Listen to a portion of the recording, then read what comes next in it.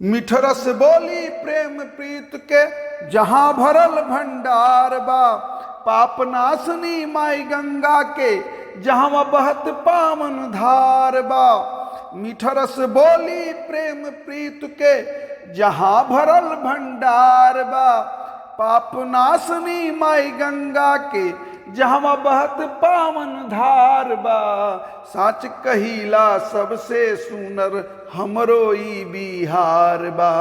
साच कहिला सबसे सुनर हमरो ई बिहार बा। वीरन के धरती ह आस्था के पावन धाम।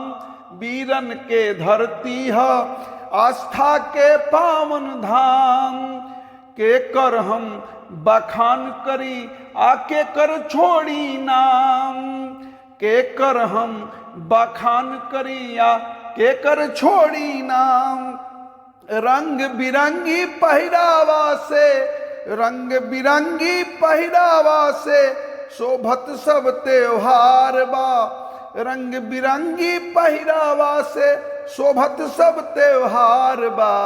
साच कहिला सबसे सुनर हमरो ई बिहार बा। साच कहिला सबसे सुनर हमरो ई बिहार बा। मिठरस बोली प्रेम प्रीत के जहां भरल भंडार बा। पाप नाशनी माई गंगा के जहां बहत पावन धार बा। साच कहिला सबसे सुनर हमरो ई बिहार बा। साच कहिला सबसे सुनर हमरो ई बिहार बा। मेहनती बैलन से सोहे खेतवा और बधार। मेहनती बैलन से सोहे खेतवा और बधार। पिपरा के छहिया बा जहवा जीवन के आधार। पिपरा के छहिया बा जहवा जीवन के आधार। गौरैयन से चह चह चहकत गौरैयन से चह चह चहकत घरवा और दुआर बा। साच कहिला सबसे सुनर हमरो ई बिहार बा। साच कहिला सबसे सुनर हमरो ई बिहार बा। मिठरस बोली प्रेम प्रीत के जहां भरल भंडार बा। पाप नाशनी माई गंगा के जहां बहत पावन धार बा।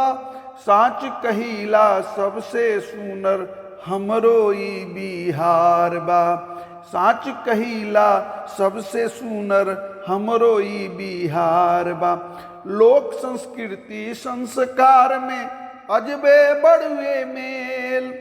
लोक संस्कृति संस्कार में अजबे बड़ुए मेल। गीत रीत बा किस्म किस्म के खेल। गीत रीत बा किस्म किस्म के खेल। लोक नृत्य में झलकत शेखर लोक नृत्य में झलकत शेखर हियरा के उद्गार बा। लोक नृत्य में झलकत शेखर हियरा के उद्गार बा। साच कहिला सबसे सुनर हमरो ई बिहार बा। साच कहिला सबसे सुनर हमरो ई बिहार बा। मिठरस बोली प्रेम प्रीत के जहां भरल भंडार बा। पाप नाशनी माई गंगा के जहां बहत पावन धार बा। साच कहिला सबसे सुनर हमरो ई बिहार बा। साच कहिला सबसे सुनर हमरो ई बिहार बा। साच कहिला सबसे सुनर हमरो ई बिहार बा। धन्यवाद, प्रणाम।